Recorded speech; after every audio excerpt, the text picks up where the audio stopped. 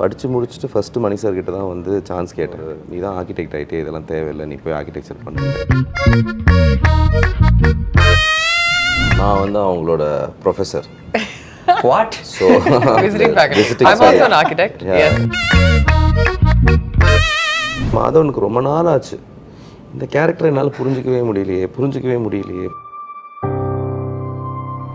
உருகிடும் உயிரே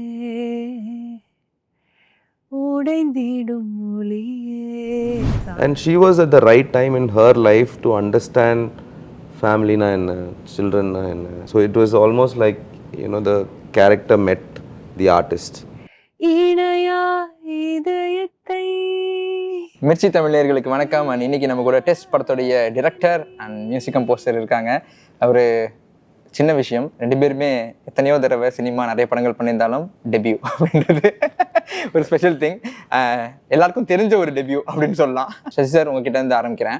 நிறைய படங்கள் ப்ரொடியூஸ் பண்ணியாச்சு, விதவிதமான படங்கள் பண்ணியிருக்கீங்க. உங்கள் ஃபில்மோகிராஃபி எனக்கு பார்த்துருக்கேன். ப்ரொடக்ஷன் பேனரில் வர படம் வந்து நல்ல படமாக இருக்கும் அப்படின்றது இருக்குது.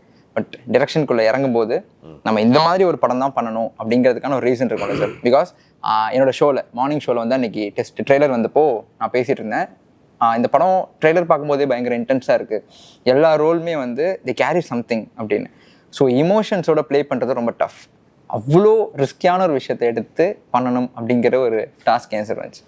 ஆக்சுவலாக இதுக்கு காம்ப்ளிகேட்டட் ஆன்சர் ஒன்று இருக்குது, ரொம்ப ரொம்ப சிம்பிளான ஆன்சர் ஒன்று இருக்குது. ஒன்று, அது வை நாட் ஒரு கண்டென்ட்டாக இருக்கணும்.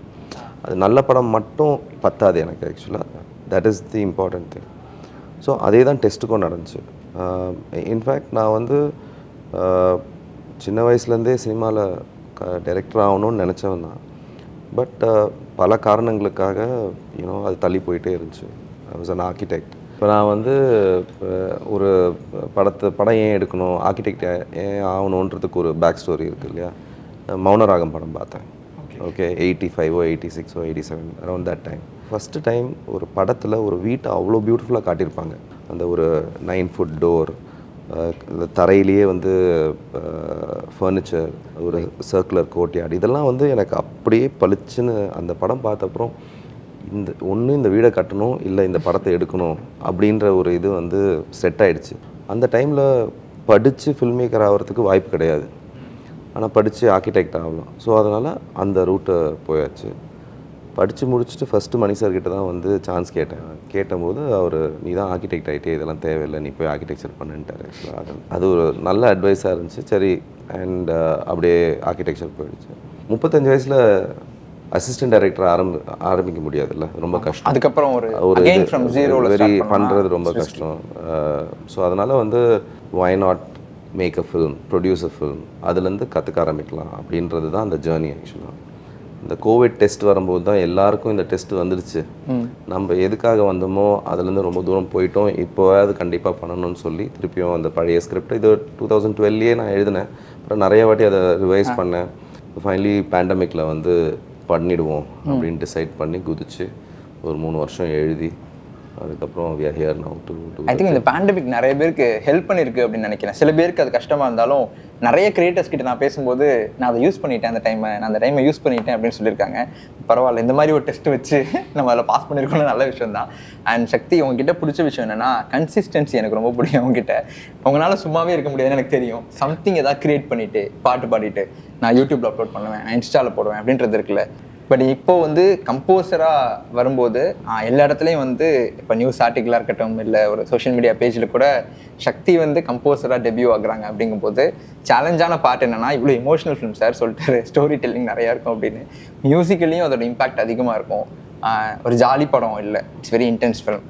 பேக்ரவுண்ட் ஸ்கோர் எப்படி இருக்கும் சக்தி?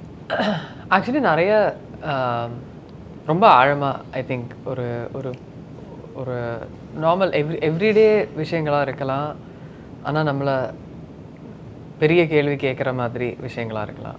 ஆனால் அதில் எல்லா இடத்துலையுமே வந்து we have the opportunity to make a சாய்ஸ்ங்கிற ஒரு விஷயம் வந்து ரொம்ப ரொம்ப அழகாக இந்த படத்தில் நிறைய இடங்கள்ல அப்படி ஃபீல் பண்ண முடியும் நம்மளால்.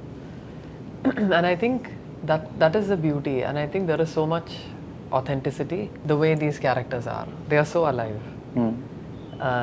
Script படிக்கும் போதே I was like ரொம்ப ரொம்ப யோசிச்சு ஐ திங்க் சசி வந்து அவங்களுடைய பேக் ஸ்டோரிஸ், அவங்க வந்து எப்படி இந்த இடம் வரைக்கும் வந்திருக்காங்க, அவங்களோட பிஹேவியரல் திங்ஸ், அவங்க ஏன் இந்த மாதிரி பிஹேவ் பண்ணுறாங்க, அதுக்கு எல்லாத்துக்குமே வந்து ஒரு ரீசன். ஆமாம், அந்த ஒரு ஆர்க் அண்ட் அந்த ஒரு all of those detailing is so good. I feel it's a double-edged sword. In some ways it made my job more difficult. In some ways it made my job more easy. அந்த characters உடைய own life back story நிறைய விஷயங்கள் distil பண்ணி இவ்வளோ டைமில் நம்ம எவ்வளோ ஆழமான ஒரு கதை சொல்ல முடியுங்கிற ஒரு விஷயம், அதுவே வந்து ஒரு தீசஸ். சார் எப்படி சார் உங்கள் ஃப்ரெண்ட்ஷிப்னால இது நடந்ததா, மியூசிக் டைரக்டராக வந்ததுன்றது? இல்லை இதுக்கு முன்னாடி எப்போ யூ நோ ஈச் அதர்? நான் வந்து அவங்களோட ப்ரொஃபஸர். வாட்? ஸோ அவங்க காலேஜில் இருக்கும்போது நான் வந்து எக்ஸ்டர்னல் ஃபேக்கல்ட்டியாக அதே காலேஜ். ஸோ எங்களுக்கு வந்து connection goes way beyond. So I still remember the lecture that Sashi gave at our college. Like it was so cool because I believe so it's also possible for so many people to do storytelling through, because architecture ingumbodhu the medium you're playing with is space and again time, right? Your lived reality through that space. ஆனால் நிறைய many architects may not, I mean I think they do have, but Sashi is a full-on storyteller. So அந்த spaces அதுக்குள்ள அதோட poetry, I think he romanticizes whether it's spaces, characters, stories. So the way he was telling it was ரொம்ப ஒரு engaging ஆன ஒரு லெக்சராக இருந்தது. அதுக்கப்புறம் நான் சசி மீட் பண்ணது வந்து வாய்மொழி பேசுவோம் ஆடியோ லான்ச்சில். Okay. Cut to many years later. எப்படி இருந்துச்சு சார்? நீங்களா நீங்க என்ன பண்றீங்க? அதுக்கப்புறம் அண்ட் விக்ரம் வேதால கூட இன்னொரு பாட்டு யாஞ்சி பண்ணாங்க. So we've had lot of interactions and அப்பவே I had a sense that she's not a singer, she's a musician. Yeah, so அந்த you get that sense from somebody and you know test and decide பண்ண உடனே ஆக்சுவலா first script எழுதி சக்திக்கு தான் அனுப்புனேன் நான். ஆக்சுவலா I think she's one of the first few people to read the script and she came on board. எல்லா இன்டர்வியூலும் சொல்ற மாதிரி வந்து அவங்களோட மிகப்பெரிய சேலஞ்ச் என்னன்னா ஒரு ஃபர்ஸ்ட் டைம் டைரக்டரோட ஒர்க் பண்றது தானே. ஏன்னா ஏன்னா இப்போ அவங்களுக்கு நான் என்ன சொன்னா அவங்க என்ன கொடுப்பாங்கன்னு எனக்கு தெரியாது இல்லையா. I have to like so ஏன்னா எனக்கு வந்து மியூசிக் நாலேஜ் கிடையாது ஆக்சுவலாக. But I understand music from the listener perspective.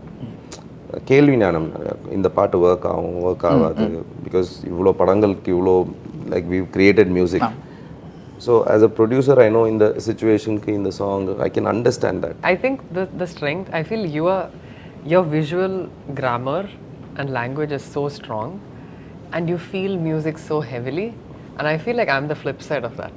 Yeah. Like my language with music and sounds and everything is like that's my foundation, but I feel visuals so deeply. நீங்க படத்தோட score பாத்தீங்கன்னா கூட ஒரு டிப்பிக்கலா படத்தோட background score மாதிரியே இருக்காது. A lot of it is not just musical. அதனால தான் சார் அதை நான் கேட்டேன். ஏன்னா பேக்ரவுண்ட் ஸ்கோர் பண்ணுறது வந்து it's very challenging. It's sounds. It's a lot of soundscaping. It's a lot of textures. Actually, I'm excited அது இது பார்க்குறதுக்கு.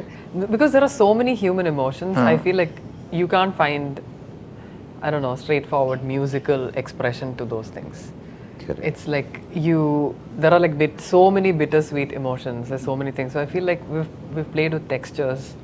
And I think even in the process, you remember once we had like colors for different scenes and different in the score bits. நிறைய explore பண்ணோம். Like I think படம் வந்ததுக்கு அப்புறம் நிறைய decode பண்ணனும்னு நினைக்கிறேன் சார். I think இல்ல அந்த DC இல்ல I am not one for this decoding. ஏனா வந்து இந்த meta ideas of how to create சம்திங்ன்றது வந்து ஒரு பெயிண்டரோட கையில இருக்கிற பிரஷ் மாதிரி. இந்த பிரஷ் யூஸ் பண்ண அந்த பிரஷ் யூஸ் பண்ண இத பண்ண it doesn't matter. Yeah. The creation is நம்ம என்னெல்லாம் டூல்ஸ் நம்மளோட அந்த இன்டெலெக்சுவல் பர்சியூட் இருக்குல்ல அதெல்லாம் டூல்ஸ் தான். ஓகே. அது கிரேட்டாக இருக்குன்றதுக்காக படம் கிரேட்டாகவும் இல்லை ஆர்டிஸ்டிக் எக்ஸ்பிரஷன் கிரேட்டாகும்ன்றது கிடையாது. So we use different tools. நாங்க we didn't use and like, we had a lot of fun because we didn't restrict ourselves. Okay, இப்படி தான் பண்ணனும்னு எதுமே ஒரு process இல்ல. எனக்கு நிறைய இடத்துல வந்து எனக்கு ட்ரெடிஷனல் இன்ஸ்ட்ருமெண்ட்ஸ் எனக்கு பிடிக்காது. அது லைக் இன்ஸ்ட்ருமெண்ட்ஸ் யூஸ் பண்ணக்கூடாது. லைக் எனக்கு அது தோணவே இல்லை. Sometimes you know wheel try using something but but how to you still feel for these characters, என்ன அந்த சீனை எப்படி ஃபீல் பண்ணணுன்றதுக்கு மியூசிக்கல் இன்ஸ்ட்ருமெண்ட்ஸ் இல்லாமல் நம்ம என்ன பண்ணணும். So there is lots of experimentation. I felt that நாங்கள் வந்து இது ஒரு வெறும் அந்த மியூசிக் பேக்ரவுண்ட் ஸ்கோரை எடுத்து பார்த்தீங்கன்னா இது வேறு மாதிரி இருக்கும். நைஸ். அண்ட் சார், ஃப்ரெண்ட்ஸ் வச்சு படம் பண்ணும்போது இப்போ நமக்கு ஒன்று தோணும், ஷார்ட் ஃபிலிம் பண்ணும்போது இவர் இந்த கேரக்டருக்கு தான் செட் ஆவார், இவன் ஜாலியாக இருக்கான், இந்த மாதிரி பண்ணுவோம் அப்படின்னு 2 ஃப்ரெண்ட்ஸ் வச்சு பண்ணியிருக்கீங்க, மேடி அண்ட் சித். பட் அவங்க ரோல் வந்து பார்க்கும்போது மேடி டோட்டலாக வேறு மாதிரி வேறு ஜோனில் இருக்கார். சித் வந்து நீங்கள் அவருக்கு அகெயின் கலர் மேக்கப் கூட நீங்கள் மாற்றி எல்லாமே பண்ணியிருக்கீங்க. 2 பேரோட கேரக்டர் எனக்கு தெரியும் பர்சனலாக, பட் படத்தில் பார்க்கும்போது அப்படி இல்லை. நினச்சி எழுதும்போது வேறு வந்துருக்கும்ல சார்? இந்த கேரக்டர்ஸ் வந்து ஃபார்ம்ட் பை தெம்செல்ஸ். இவங்களை யோசித்து எந்த கேரக்டரும் எழுதலை. ஏன்னா அது அந்த மாதிரி எழுதவும் முடியாது. ஆக்சுவலாக you right, you keep building this character. அதுக்கப்புறம் வாட் யூ டூ இஸ், ஒரு ஆர்டிஸ்ட் ஒரு to they have the skill to become that person. ஏன்னா ஆக்டிங்ன்றது வேற இல்லை, அந்த ஆக்டரோட பர்சனாலிட்டியை யூஸ் பண்ணி he needs to become somebody else. ஆக்சுவலாக அது ஒரு இன்ட்ரென்சிக் ட்ரெயிட் இருக்கணும். ஸோ சித்தார்த்துக்கு வந்து இந்த நம்ம நார்சிசிசம் ரொம்ப, அது வந்து இங்கிலீஷில் எக்ஸாக்ட், ஐ மீன் தமிழில் கரெக்டான வேர்டு கிடையாது. தன்மைன்றது வந்து செல்ஃப், இன்னொன்று வந்து செல்ஃப் லவ். இது ரெண்டும் சேர்ந்தது தான் நார்சிசிசம். அது சித்தார்த்துக்கு நிறைய இருக்கும். மேடி வந்து லைஃப்பில் லூசராக அவனை பார்த்ததே கிடையாது. பட் வெரி ஆப்டமிஸ்டிக்கோட அவனுக்கு அந்த சிச்சுவேஷனே வராது. ஆக்சுவலாக நான் எது இருந்தாலும் பண்ணிடுவேன் அப்படின்ற he's that kind of person. That's exactly the starting point of this character. அந்த மாதிரி அந்த ஒரிஜினல் கேரக்டர் இருக்கணும், ஆனால் அவன் தோற்று போகணும். அப்போ then you can really feel that உடஞ்சி போகிற ஃபீலிங் இருக்கும். ஏற்கனவே உடஞ்சவங்க உடையிறது வேற. ஸோ அதனால மாதவனுக்கு ரொம்ப நாள் ஆச்சு, இந்த கேரக்டரை என்னால் புரிஞ்சிக்கவே முடியலையே. ஒரு 9 months he kept going back and forth. Actually that journey was very interesting. நயனும் அதே தான். ஆக்சுவலாக ஒரே சீனில் ரொம்ப கோவமாக இருப்பாங்க, அடுத்த செகண்ட் ரொம்ப வார்மாக இருப்பாங்க. she has that actually real lifeல அந்த character. So you know that this is something that can work with her. அவங்க கேஷுவலாக ஃபோன் பண்ண, என்ன சசின்னாங்க, நான் படம் எடுக்க போகிறேன்னு. ஒரு 2 நிமிஷம் சவுண்டே வரல. ஆக்சுவலாக சரி அப்போ சொல்லு அப்படின்னா, அப்போ so I wasn't expecting to tell her. அப்படியே சொன்னேன், அந்த 10 நிமிஷத்துலேயே நான் படம் பண்ணுறேன்ட்டாங்க. ஆக்சுவலாக அவ்வளோதான். ஸோ இது நம்ம பண்ணுறோம். And she was at the right time in her life to understand ஃபேமிலினா என்ன, சில்ட்ரன்னா என்ன, ஒரு மதர் ஆகணுன்னா என்ன. So it was almost like you know the character met the artist. And அதே மாதிரி தான் இப்போ ரிட்டையர்மெண்ட்டில் இருந்த மீராஜாஸ்மின் படமே நடிக்க மாட்டேன்னு சொல்லிட்டு போயிட்டாங்க அவங்க. ஆக்சுவலாக பட் நான் ஒரு சீன் எழுதி முடித்தேன், ஒரு ஸ்பெசிஃபிக் சீன் இருக்குது, அது நீங்கள் படம் பார்க்கும்போது தெரியும். அதை நான் எவ்வளோ லைக் அது கன்சீவ் பண்ணியிருக்கேன்னா, அது வந்து நீட் ஒரு டேலண்ட் தட் இஸ் ஒரு வேறு லெவலுக்கு இருக்கணும்.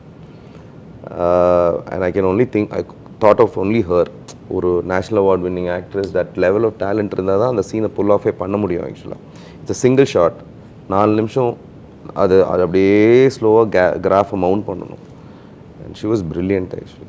ஸோ இதுதான் நீங்கள் வந்து இட்ஸ் ரொம்ப நாள் கழித்து we are a very drama centric film. யூஸ்வலாக ரொம்ப பிளாட் ட்ரிவனாக இருக்கும் இல்லையா, இது வந்து ஒரு ஃபேமிலி லைக் நிறைய த்ரில்லர் இதெல்லாம் இருக்கும். But essentially it's a human drama film. அதுக்கு ஸ்ட்ராங் ஆக்டர்ஸ் அண்ட் ஸ்கில் நம்மளுக்கு தேவைப்பட்டுச்சு. ஆக்சுவலாக அண்ட் பிஃபோர் ராப்பிங் அப், சக்தி ஃபேன்ஸோட நிறைய request. So your favourite song ஏதாவது? அழகிய உறவே,